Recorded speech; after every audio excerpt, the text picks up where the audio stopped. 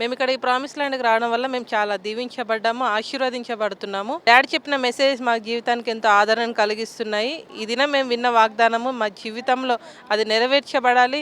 దాని ద్వారా మేము రూపాంతరం చెందాలనే దాన్ని బట్టి నేను తీర్మానించుకున్నాను.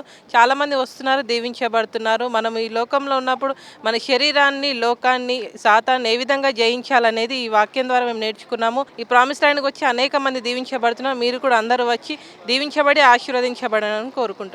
కల్వరి ప్రత్యక్షత లైవ్లో ఎక్కువ శాతం చూస్తూ ఉంటాము. ఈవినింగ్, మార్నింగ్ డైలీ ప్రామిస్ చూస్తూ ఉంటాము. వాక్యం వినటం ద్వారా చాలా బలపడతా ఉన్నాము. ఎట్లా ఆత్మీయంగా ఎదగాలి, ఏ విధంగా దేవునికి మహిమకరంగా ఆయన వలె జీవించాలనేది మేము ఎక్కువ నేర్చుకుంటున్నాం. అద్భుత రీతిగా మేము దీవించబడుతున్నాము.